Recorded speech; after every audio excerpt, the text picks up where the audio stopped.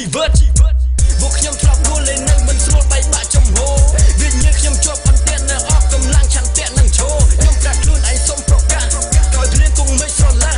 ចាក់ពីពេលលីងតទៅមុខពួកខ្ញុំសម្រេចចិត្តរើបំរាស់ពួកខ្ញុំជាជនអនាថាពួកមានកិត្តិយសដើរតាមមាគ៌ាមិនដែលបំភ្លេចគុណណាជួយយកអាសាពេលខ្ញុំរងាអ្នកអាចឃើញខ្ញុំនៅក្នុងឧបព្រះអាទិត្យយ៉ាងច្បាស់ក្រឡែតទោះថាខ្ញុំនេះមានជីវិតដែលកំពុងតែរស់ស្ដាប់អណ្ដែតយល់ទេជីវិតមិនធម្មតានៅពេលដែលយើងឃើញថាប្លែកគ្រប់យ៉ាងដែលបានកើតឡើងមិនមែនគឺជាយថាហេតុខ្ញុំគ្រាន់តែថាពីណាជឿឬយ៉ាងណាតែអ្នកចង់ឲ្យលេចលង់ឬមួយចង់រស់ស្ដាប់អណ្ដែតជីវិតដែលមិនបានកើតនៅពេលដែលអ្នកមិនណាពើរំលាយចោលអស់ប្រាជ្ញារយយកគូក្បាលដែលងាយងើមើលទៅពិតជាសែនសង្វាយព្រោះគ្នាដូចចម្លែកមិនដឹងថាចង់លេចលង់ឬមួយចង់រស់ស្ដាប់អណ្ដែតសូមគោប្រមាណដែលគិតទៅយកមនុស្សនៅពេលដែលគេកំពុងតែធ្លាក់ជួនកាលនៅជីវិតតែតែមួយសន្ទុំដោយសារតែមានគំនិតវៈរឿងមួយជាកម្មពីចំពាក់ពេលនេះត្រូវការទីពំនាក់ជារឿងធម្មតាមនុស្សដែលអន់ប្រាជ្ញាសតិត្រូវការដាក់ឲ្យភ្ញាក់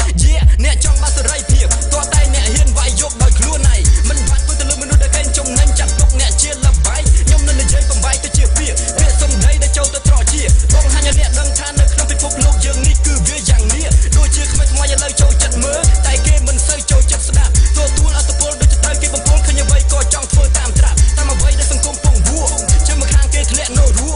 ដឹងហើយថាវាខុសនៅបដ ដោយខ្លួនឯងនាំគ្នានៅតែឆ្លួតអ្នកចង់ធ្វើដូចជាពួកតួតែខ្លួននេះចង់ល្អពួកគេនៅក្នុងទូរទស្សន៍សម្ដែងកាយវិការនេះលយមេណ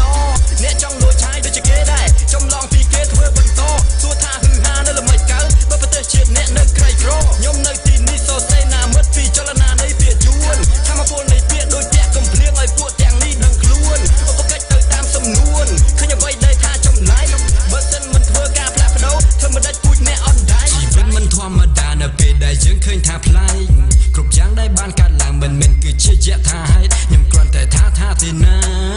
ជឿឬយ៉ាងណាតែអ្នកចង់ឲ្យលេចលង់ឬមួយចង់រស់សត្វអណ្ដែតជីវិតដែលមិនបានកើតនៅពេលដែលអ្នកមិនណាធ្វើរំលាយចោលអស់ប្រាជ្ញារយកខួរក្បាលដែលងាយងើមើលទៅពិតជាសែនសង្វាយព្រោះគ្នាដូចចម្លែក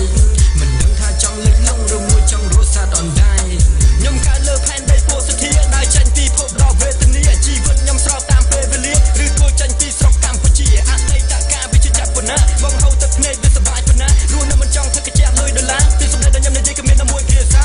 គ្រប់យ៉ាងធ្វើលើវាចា